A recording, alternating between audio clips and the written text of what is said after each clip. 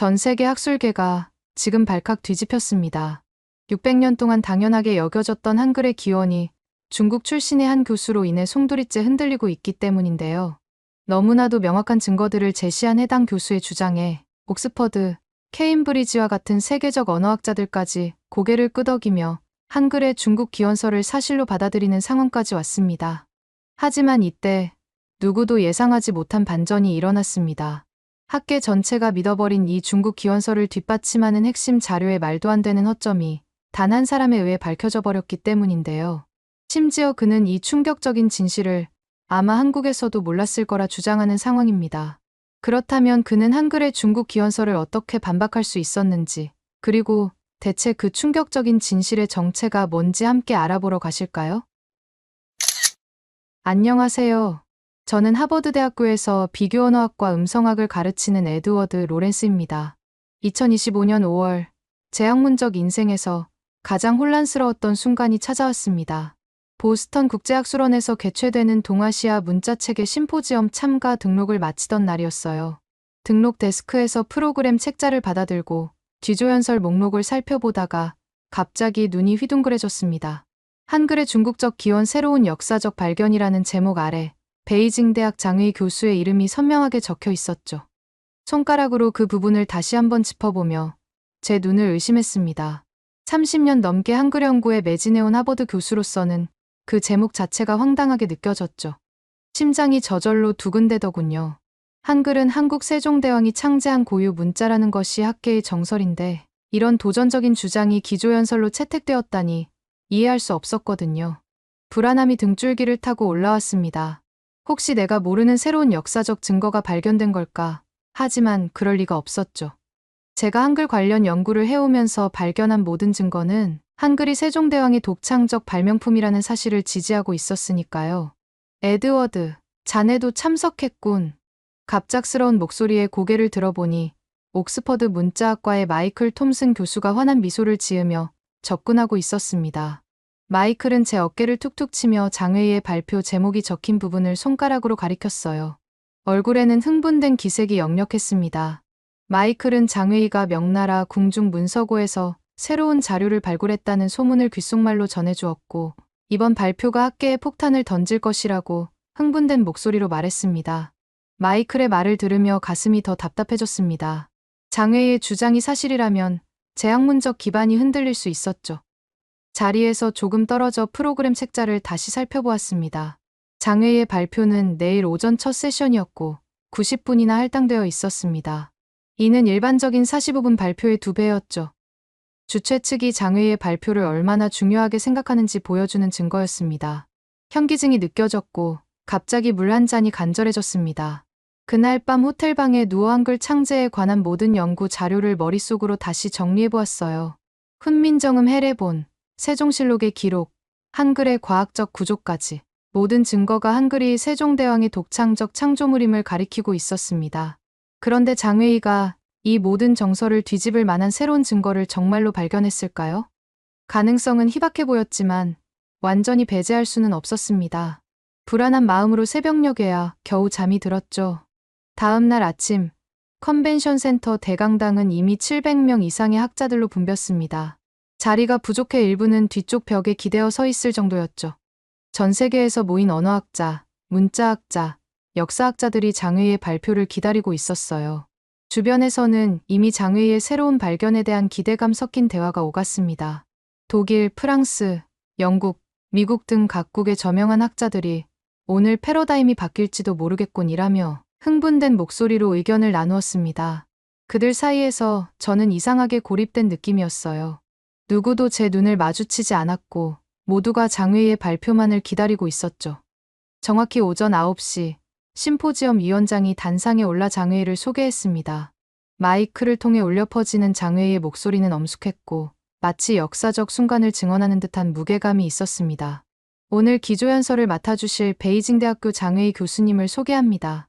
교수님은 동아시아 문자 발달사의 세계적 권위자로 지난 20년간 중국 고문원 연구에 큰 업적을 남기셨습니다.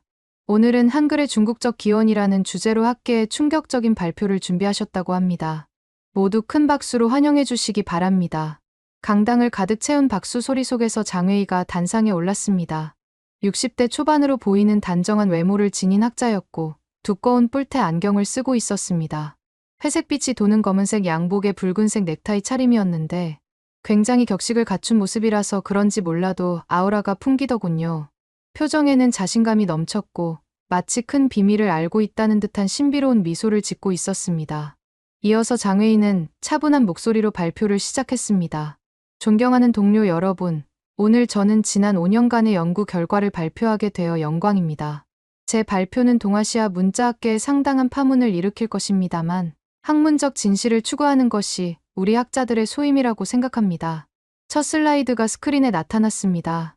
훈민정음 명나라 학자들이 조선에 전수한 문자체계. 그 제목을 보는 순간 제 심장은 더 빠르게 뛰기 시작했고 손바닥에는 식은땀이 맺혔습니다. 장웨이는 느긋하게 물 한 잔을 마시고 다음 슬라이드로 넘어갔습니다. 2022년 저는 베이징 자금성 지하 문서고에서 우연히 한 중요한 문헌을 발견했습니다. 명나라 영락제 시기의 궁중 기록으로 조선과의 문화 교류에 관한 내용이 담겨 있었습니다. 이어서 장웨이는 다음 슬라이드에 고문서의 사진을 보여주었습니다. 누렇게 변색된 종이에 중국 전통 서체로 빽빽하게 글자가 적혀 있었고 붉은색 도장도 몇 개 찍혀 있었습니다. 사진만으로는 그 내용을 알 수 없었지만 장웨이는 자신만만하게 설명을 이어갔습니다. 이 문서에 따르면 1420년 조선 사신단이 명나라를 방문했을 때 영락제는 특별히 궁중학자들에게 조선의 언어 상황을 조사하도록 지시했습니다. 당시 조선은 한자를 사용했지만 한국어의 문법 구조와 발음이 한자와 맞지 않아 문맹률이 높았죠. 이에 명나라 학자들은 조선을 위한 새로운 문자 체계를 설계했고 이를 조선 사신단에게 전달했습니다. 장웨이의 말에 강당 전체가 술렁이기 시작했습니다. 주변에서 놀라움을 표현하는 작은 탄성들이 들려왔고 일부 학자들은 급하게 메모를 하기 시작했습니다. 그러자 장웨이는 더욱 자신감 넘치는 표정으로 계속해서 슬라이드를 넘겼습니다. 이번에는 한글 자모와 파스파 문자, 몽골 문자를 비교한 표가 나타났습니다. 보시다시피 한글의 자음 기역 니은 디귿 리을 미음 비읍 시옷 찌읒 몽골의 파스파 문자와 놀라울 정도로 유사합니다. 파스파 문자는 쿠빌라이 칸 시대의 티베트 승려 파스파가 창안한 것으로 원나라를 거쳐 명나라에도 전해졌습니다. 명나라 학자들은 이 파스파 문자를 기반으로 조선어에 맞게 수정한 문자 체계를 개발했고 그것이 바로 우리가 알고 있는 훈민정음의 원형입니다. 저는 장웨이의 주장에 충격을 받아 자리에서 일어나 반박하고 싶었지만 주변 사람들의 시선이 느껴져 움직일 수 없었습니다. 오히려 주변에서는 장웨이의 설명에 고개를 끄덕이며 동의하는 모습이 보였습니다. 저만 이상한 사람이라도 된 것 같은 기분이 들었죠. 장웨이의 발표는 계속되었습니다. 세종은 이 문자 체계를 받아들인 후 정치적인 이유로 이를 자신이 창제한 문자라고 주장했습니다. 당시 조선은 명나라의 속국이었고 독자적인 문화적 정체성을 확립하고자 했습니다. 훈민정음 해례본에는 전하창제라고 나와 있지만 이는 실제 창제가 아니라 채택과 수정을 의미하는 것이었죠. 장웨이의 주장은 갈수록 대담해졌습니다. 심지어 세종이 창제할 수 없었던 이유까지 제시했습니다. 15세기 조선은 그런 혁신적인 문자 체계를 독자적으로 개발할 수 있는 의문학적, 과학적 지식이 부족했습니다. 한글의 자모 구조가 인간의 발음 기관을 본떴다는 설명도 후대에 덧붙여진 것일 가능성이 높습니다. 당시 이런 음성학적 지식은 오히려 티베트 불교의 전통에서 발달했고 파스파 문자를 통해 발전된 것이죠. 장웨이의 마지막 슬라이드는 충격적이었습니다. 이어서 결론적으로 한글은 조선의 독자적 창조물이 아니라 명나라가 조선에 전수한 변형된 파스파 문자라고 주장했습니다. 그리고 더 놀라운 것은 청중들의 반응이었습니다. 수백 명의 학자들이 열렬한 박수를 보내고 있었고 일부는 기립박수까지 쳤습니다. 옆자리에 앉아있던 영국 케임브리지 대학 교수는 이제 모든 게 명확해졌군 이라며 감탄했습니다. 제 귀를 의심했어요. 이렇게 빈약한 증거와 억측에 가득 찬 주장에 모두가 설득된 것처럼 보였습니다. 질의응답 시간이 시작되었고 저는 즉시 손을 들었습니다. 왼손을 높이 든 채 제 존재를 필사적으로 알리려 했지만 사회자는 마치 의도적으로 제 손을 무시하고 다른 학자들에게 질문 기회를 주었습니다. 주변 사람들도 제 존재를 무시하는 듯 했습니다. 독일의 한스 밀러 교수가 처음 질문했습니다. 장웨이의 발견이 획기적이라고 치켜세우며 훈민정음 해례본이 조작된 것이냐는 질문이었죠. 장웨이는 여유로운 미소를 지으며 완전한 조작이라기보다 정치적 재구성이라고 대답했습니다. 다음으로 프랑스의 소피 뒤부아 교수가 세종실록의 기록을 어떻게 설명할 수 있느냐고 질문했습니다. 장외인은 이를 당연히 자국을 높이는 방향으로 서술된 것이라고 일축했습니다.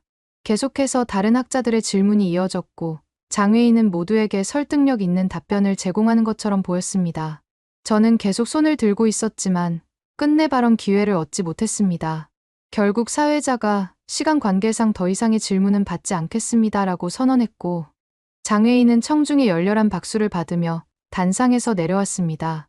휴식 시간, 저는 심하게 동요된 상태로 다른 학자들에게 다가갔습니다. 우선 예일대학의 캐롤 스미스 교수를 붙잡았습니다. 얼굴이 달아오른 채로 캐롤에게 장외의 주장이 기존 연구 결과와 완전히 배치된다고 항변했습니다.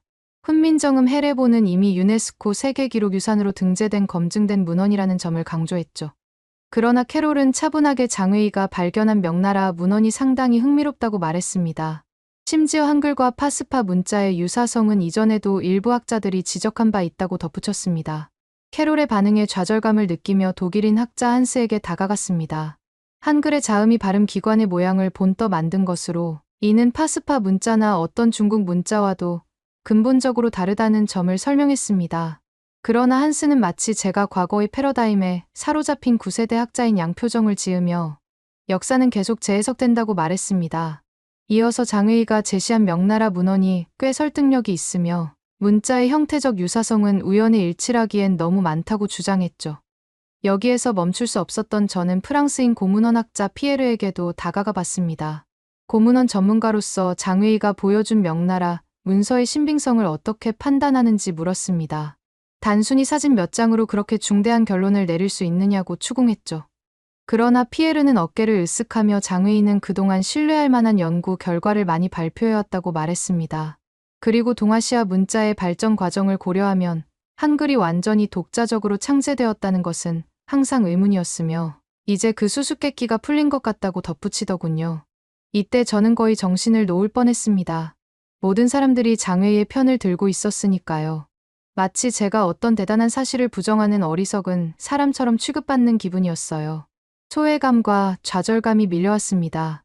어쩌면 제가 놓치고 있는 무언가가 있는 건가 싶기도 했죠. 하지만 제 연구 경험과 한글에 대한 지식은 분명히 장외의 주장이 잘못되었음을 알려주고 있었습니다. 오후 세션이 시작되기 전 저는 용기를 내어 직접 장외에게 다가갔습니다. 장외인은 20여 명의 학자들에게 둘러싸여 있었고 모두가 장외의 말을 경청하고 있었습니다. 제가 다가가자 장외인은 미소를 지으며 고개를 끄덕였습니다. 교수님, 저는 하버드대학교의 에드워드 로렌스입니다. 한글 연구를 30년 넘게 해온 학자로서 몇 가지 질문이 있습니다. 장외인은 여전히 미소를 띠며 대답했습니다. 물론이죠, 로렌스 교수님. 무엇이든 물어보세요. 제 심장이 빠르게 뛰었지만 최대한 차분하게 질문했습니다. 교수님이 발견하셨다는 명나라 문헌의 실물은 어디에서 볼 수 있습니까? 그리고 왜 이런 중요한 발견이 지금까지 다른 학자들에게 알려지지 않았는지 궁금합니다. 장외의 표정이 살짝 굳어졌지만 여전히 자신감 있게 대답했습니다. 그 문헌은 현재 베이징 자금성 박물관에서 보존 처리 중입니다. 공개적으로 전시되기 전에 학술적 가치를 먼저 알리고 싶어 이번 발표를 준비했죠. 정식 논문과 함께 모든 증거 자료를 곧 공개할 예정입니다. 장외의 대답은 모호했지만 주변의 학자들은 모두 만족스러운 표정으로 고개를 끄덕였습니다. 저는 더 깊이 파고들었습니다. 한글의 자모 구조가 발음 기관의 모양을 본뜬 것이라는 헤레본의 설명은 어떻게 설명하시나요? 이런 혁신적인 발상이 명나라 학자들에게서 나왔다면 중국 내 다른 문자에서도 유사한 원리가 발견되어야 하지 않을까요? 장외인은 갑자기 주변 학자들을 향해 의미심장한 미소를 지었습니다. 그리고는 저를 향해 약간 거만한 어조로 대답했습니다. 로렌스 교수님, 그것이 바로 제가 발견한 문헌의 핵심 내용입니다. 명나라 궁중학자들은 티베트 불교의 음성학과 몽골 파스파, 문자의 원리를 결합하여 이 혁신적인 체계를 만들었습니다. 그리고 그것이 조선에 전해진 거죠. 세종은 이를 받아들여 약간의 수정을 가했을 뿐입니다.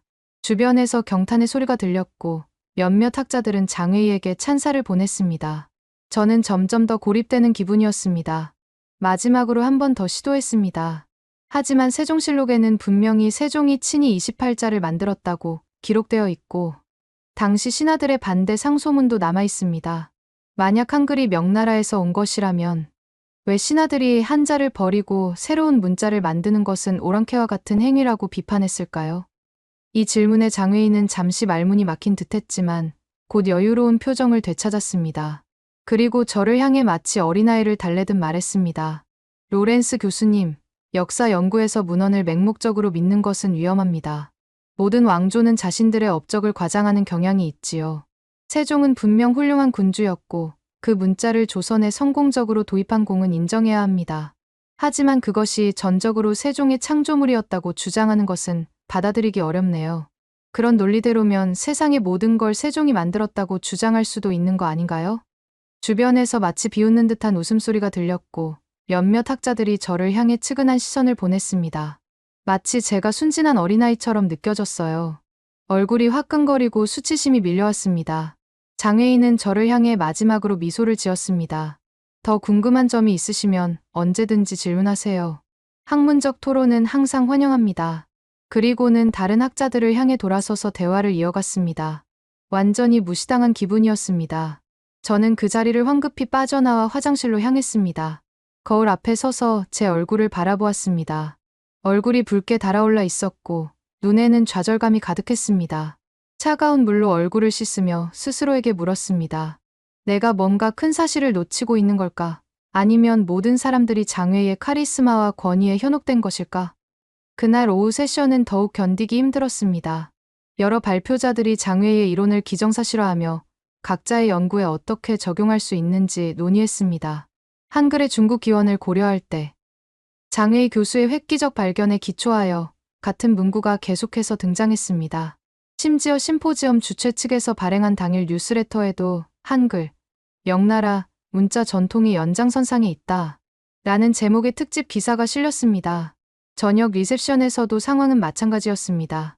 장웨이는 모든 사람들의 관심의 중심이었고 주변에는 항상 수십 명의 학자들이 모여 있었습니다. 반면 저는 구석에 서서 혼자 와인 잔을 기울이고 있었죠. 몇몇 학자들이 저를 불쌍히 여기는 듯한 시선으로 바라보았고 한두 명은 다가와 너무 실망하지 말라며 새로운 패러다임을 받아들이는 건 항상 어려운 법이라고 위로하기도 했습니다. 그들의 말이 더 큰 모욕처럼 느껴졌습니다. 호텔로 돌아와 침대에 누웠지만 잠은 오지 않았습니다. 제 머릿속은 장웨이의 주장과 그에 대한 학계의 반응으로 가득 찼습니다. 저는 노트북을 열고 제가 가진 한글 관련 자료들을 다시 살펴보기 시작했습니다. 훈민정음 해례본의 영문 번역본, 세종실록의 기록, 한글 자모의 과학적 설계에 관한 연구 자료들까지. 이 모든 증거가 세종의 독자적 창제설을 지지하고 있었습니다. 그런데 왜 모든 사람들이 장웨이의 주장에 현혹된 것일까요? 심포지엄은 3일간 계속되었고 상황은 점점 더 악화되었습니다. 둘째 날에는 한글의 중국 기원이 동아시아 문자 연구에 미치는 영향이라는 패널 토론이 있었는데 저는 참여 요청조차 받지 못했습니다. 셋째 날에는 몇몇 학자들이 이미 자신들의 교재와 논문에 장웨이의 이론을 인용하겠다고 선언하기도 했습니다. 마지막 날 폐회식에서 학 회장은 이번 심포지엄이 동아시아 문자 연구의 패러다임을 전환하는 역사적 순간이 되었다고 선언했고 장웨이에게 특별 공로상을 수여했습니다. 심포지엄이 끝나고 보스턴에서 케임브리지로 돌아오는 택시 안에서 저는 깊은 절망감에 빠졌습니다. 제가 그토록 열정을 쏟아부은 한글 연구가 하루아침에 무너진 것 같았습니다. 그러나 동시에 무언가 이상하다는 감각이 저를 놓아주지 않았습니다. 장웨이의 증거는 지나치게 빈약했고 주장에는 여러 논리적 허점이 있었습니다. 그런데도 왜 모든 학자들이 장웨이의 말을 맹목적으로 신뢰했을까요? 집에 도착한 후 저는 연구실에 틀어박혔습니다. 집에서는 제 상태를 걱정하는 모습이 역력했지만 저는 그저 중요한 연구가 있어라는 말만 남긴 채 작업에 몰두했습니다. 장웨이의 주장을 반박할 확실한 증거를 찾아야 했습니다. 그것이 제 학문적 명예를 위해서뿐만 아니라 역사적 진실을 위해서도 필요했습니다. 3개월이 지났습니다. 그동안 저는 거의 모든 시간을 연구실에서 보냈습니다. 한글에 관한 모든 자료, 파스파 문자와 몽골 문자에 관한 연구, 15세기 조선과 명나라의 관계에 관한 역사 자료까지 철저히 검토했습니다. 밤낮 없이 연구하다 보니 체중이 10kg 가까이 빠졌고 수염도 길게 자랐습니다. 가정에서는 종종 밤늦게 저를 도서관에서 찾아와 집으로 데려갔고 제대로 된 식사를 챙겨주었습니다. 이렇게까지 할 필요가 있을까요? 학계에서 모두가 장외의 주장을 받아들인다면 그것이 옳은 것 아닐까요? 저는 단호하게 고개를 저었습니다. 이건 단순한 학문적 논쟁이 아니에요. 한글은 인류 문자 역사에서 가장 과학적이고 체계적인 창조물 중 하나입니다. 그것을 중국의 것으로, 그것도 이렇게 허술한 증거로 둔갑시키는 건 학문적 사기예요. 제가 이것을 바로잡지 않으면 누가 하겠어요? 한숨이 이어지고 제 이마에 가벼운 입맞춤이 느껴졌습니다. 알았어요. 하지만 건강은 꼭 챙기세요. 당신이 쓰러지면 누가 진실을 밝히겠어요? 7월 말, 제 이메일에 한 알림이 도착했습니다. 동아시아 문자 재심포지엄 장의 교수의 추가 발표라는 제목이었습니다. 9월 말 보스턴에서 열릴 후속 심포지엄에서 장웨이가 더 많은 증거를 가지고 자신의 이론을 강화할 예정이라는 내용이었죠. 그 순간 저는 결심했습니다. 이번에는 준비를 철저히 해서 장웨이의 주장을 공개적으로 반박하겠다고요. 8월 한 달 동안 저는 미친 듯이 반박 자료를 준비했습니다. PPT 슬라이드 하나하나를 세심하게 디자인했고 모든 주장에 대한 확실한 증거를 준비했습니다. 훈민정음 해례본의 핵심 내용, 세종실록의 기록, 한글 자모와 중국 문자의 구조적 차이점을 상세히 정리했습니다. 또한 한글 자모의 과학적 설계 원리를 도식화하고 발음 기관과의 관계를 명확히 보여주는 그림도 준비했습니다. 한글이 세계기록유산으로 등재된 근거 자료와 국제언어학계의 평가를 모은 보고서도 작성했습니다. 심지어 장웨이가 보여준 명나라 문헌의 사진을 자세히 분석하여 몇 가지 의심스러운 점을 발견하기도 했습니다. 9월 25일, 저는 다시 보스턴으로 향했습니다. 이번에는 완전히 다른 사람이 된 것 같았습니다. 과거의 불안하고 망설이는 에드워드는 사라지고 확신에 찬 새로운 에드워드가 되어 있었습니다.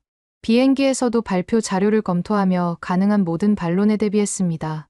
이번에는 반드시 진실을 밝혀야 한다는 결연한 의지가 제 안에 불타올랐습니다. 재심포지엄 첫째 날, 컨벤션 센터 로비에서 마이클 톰슨을 만났습니다. 당시 마이클은 저를 알아보지 못하고 지나치려다가 갑자기 걸음을 멈추고 돌아보았습니다. 마이클의 눈이 커지며 놀란 표정이 역력했습니다. 제가 달라진 외모 때문인지 아니면 제 눈빛에서 느껴지는 결연한 의지 때문인지 모르겠지만 오랫동안 저를 바라보더군요.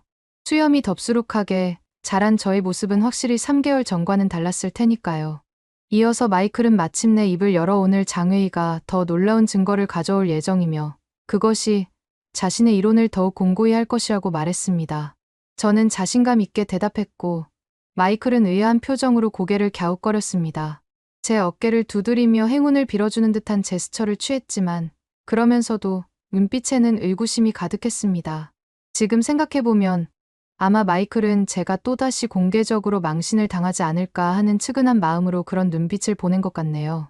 대강당은 지난번보다 더 많은 사람들로 가득 찼습니다. 단상 근처의 스크린에는 한글의 중국적 기원 새로운 증거와 확증이라는 제목이 떠 있었습니다. 장웨이의 첫 발표 이후 3개월 동안 장웨이의 이론은 더 많은 지지자를 얻었고 여러 학술지에 관련 논문이 실리기도 했습니다. 이제 사람들은 한글의 중국 기원을 이미 증명된 사실처럼 이야기하고 있었습니다. 장웨이는 더욱 자신감 넘치는 모습으로 단상에 올랐습니다. 이전보다 더 많은 슬라이드를 보여주며 최근 추가로 발견된 명나라 문헌이라는 자료를 제시했습니다.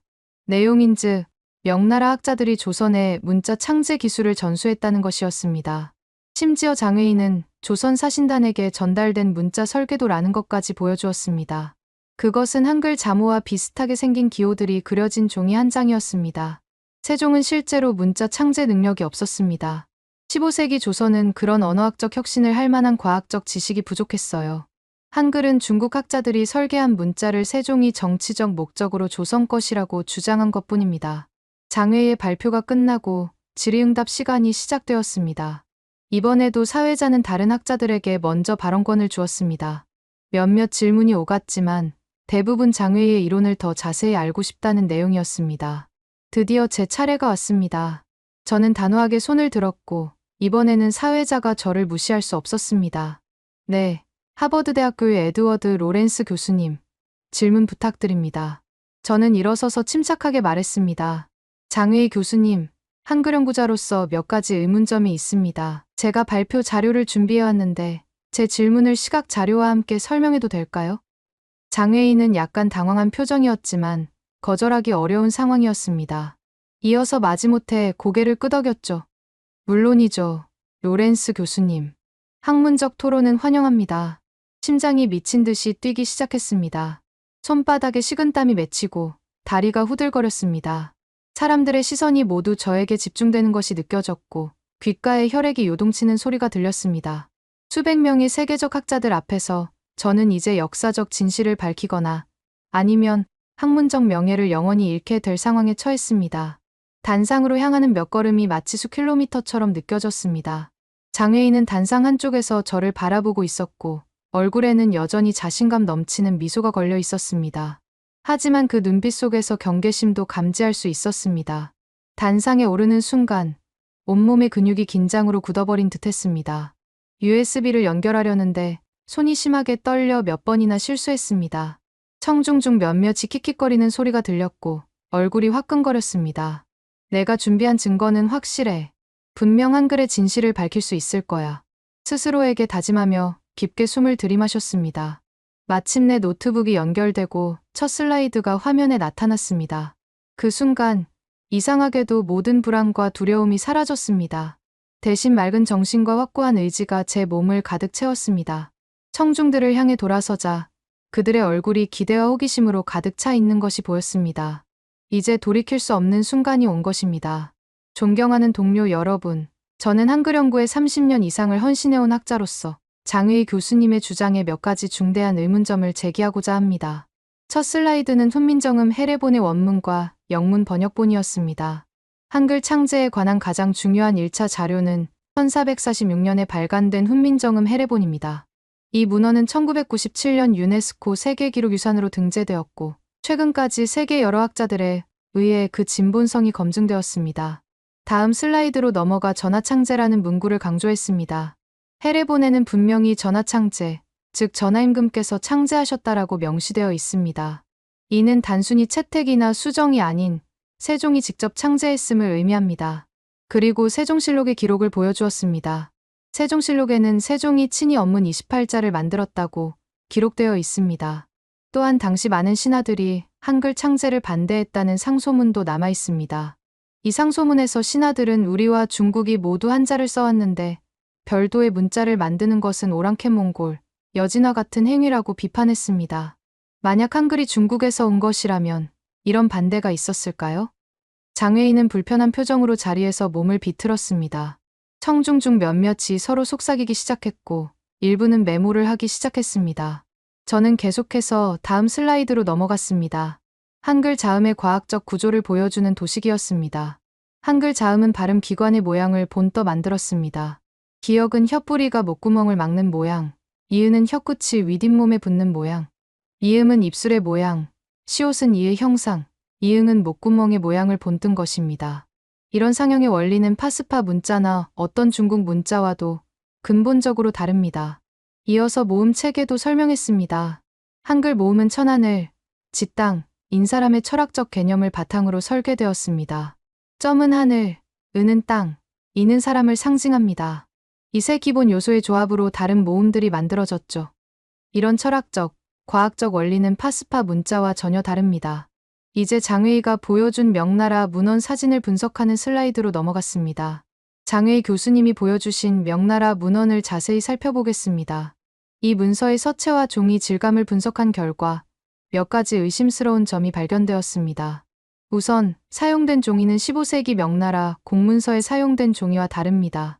당시 명나라 황실 문서는 특별한 질감과 색을 가진 종이에 작성되었는데 이 사진에서 보이는 종이는 그보다 후대의 것으로 추정됩니다. 장외희가 자리에서 벌떡 일어났습니다. 잠깐, 로렌스 교수님. 그 분석은 어떤 근거로 하신 겁니까? 당신은 그 문서를 직접 본 적도 없지 않습니까? 저는 침착하게 대답했습니다. 네, 직접 보지는 못했습니다. 하지만 교수님이 보여주신 사진을 분석한 것입니다. 그리고 제 분석이 틀렸다면 원본을 공개하여 다른 전문가들이 검증할 수 있게 해주시면 됩니다. 언제 그 문서가 공개될 예정인가요? 장외희는 말문이 막혔는지 잠시 침묵했다가 마지못해 대답하더군요. 아직 보존 처리 중이라 당장은 어렵습니다.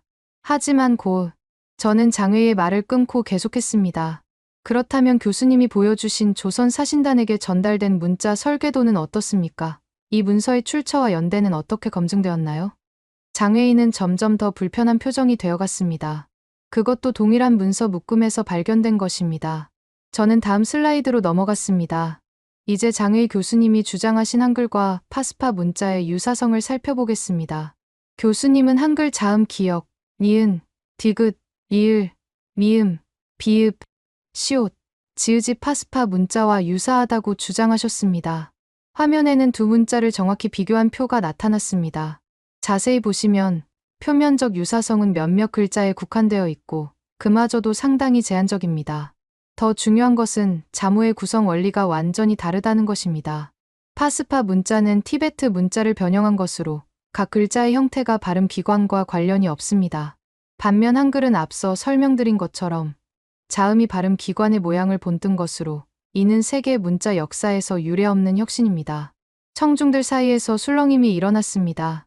몇몇 학자들은 서로 속삭이기 시작했고 일부는 메모를 하기 시작했습니다. 저는 마지막 슬라이드로 넘어갔습니다.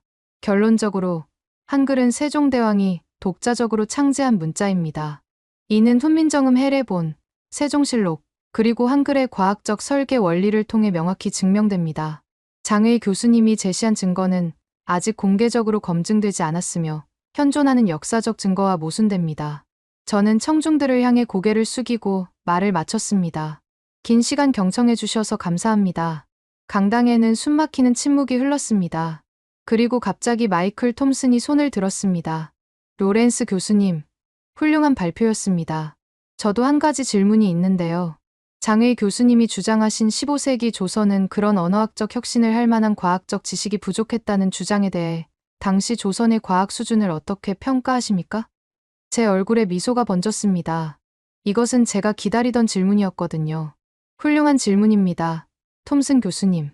15세기 조선은 과학과 문화 분야에서 매우 높은 수준을 자랑했습니다.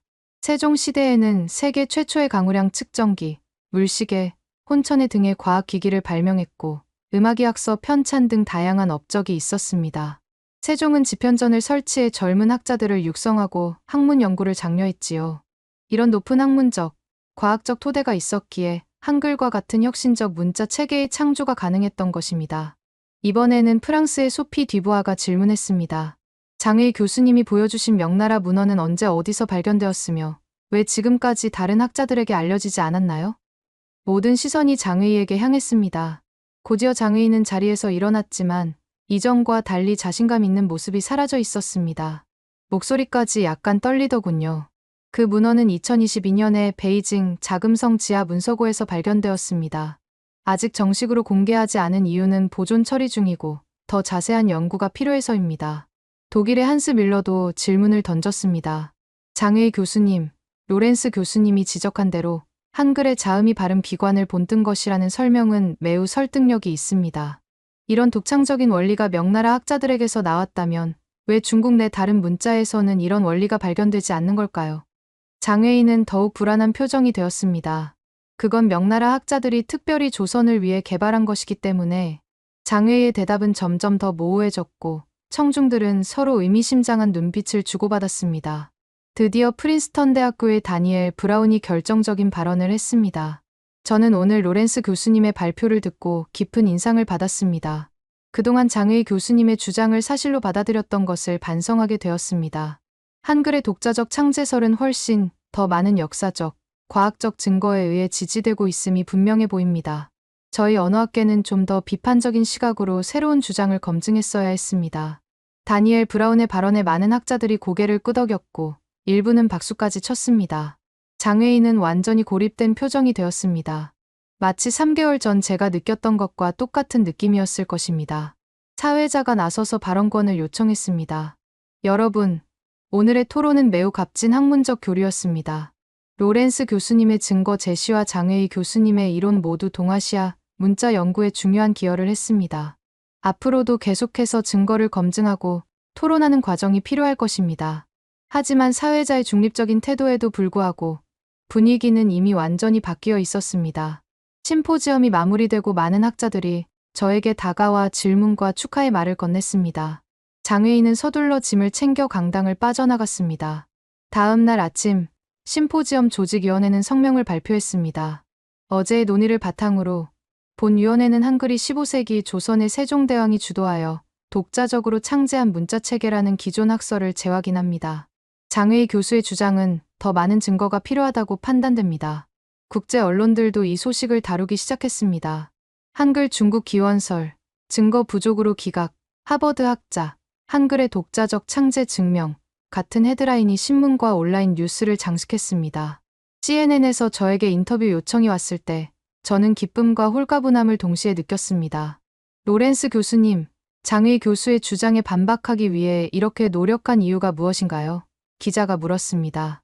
저는 진심을 담아 대답했습니다. 한글은 단순한 문자가 아닙니다. 그것은 인류가 만든 가장 과학적이고 혁신적인 문자 체계 중 하나로 세종대왕의 애민정신과 조선의 문화적 자산을 대표하는 소중한 유산입니다. 역사적 진실을 바로잡는 것은 학자로서 제 의무라고 생각했습니다. 그로부터 한 달 후 베이징 대학에서 충격적인 소식이 전해졌습니다. 장웨이 교수가 학문적 사기로 조사를 받고 있다는 내용이었습니다. 심지어 장웨이가 당시에 공개한 명나라 문헌은 실제로 존재하지 않는 것으로 밝혀졌고 증거로 보여줬던 사진은 조작된 것이었습니다. 장웨이는 학교에서 임시해직되었고 국제학계에서도 퇴출되었습니다. 돌이켜보면 보스턴 심포지엄에서의 그 치욕스러운 경험이 오히려 저를 더 강하게 만들어주었습니다. 때로는 혼자 서서 진실을 외치는 것이 얼마나 어려운지, 그러나 동시에 얼마나 중요한지를 뼈저리게 느꼈습니다. 언어는 단순한 소통 도구가 아닌 한 민족의 정체성과 역사가 담긴 소중한 유산입니다. 특히 한글과 같이 독창적이고 과학적인 문자 체계는 인류의 자산으로서 그 가치가 온전히 인정받아야 합니다. 제 연구실 벽에는 이제 훈민정음 해례본의 한 구절이 한글과 영어로 함께 적혀 있습니다. 나라의 말이 중국과 달라 문자가 서로 통하지 않으므로 백성들이 말하고자 하는 바를 펴지 못한다. 세종대왕의 이 애민정신이 담긴 문장을 볼 때마다 저는 다시 한번 학자로서의 사명감을 되새깁니다. 진실을 추구하고 그것을 지키기 위해 싸우는 것. 그것이 바로 학문의 본질이니까요. 여러분은 어쩔 때 한글이 잘 만들어졌다고 생각하시나요? 댓글로 작성해 주시면 감사하겠습니다. 오늘의 사연은 어떠셨나요? 오늘의 사연이 마음에 드셨다면 좋아요만 한번 눌러주세요. 1초밖에 안 걸리지만 좋아요를 한번 눌러주시면 더 좋은 사연을 소개해드리는데 큰 힘이 된답니다. 긴 영상 시청해주셔서 감사합니다. 오늘도 행복한 하루 보내세요.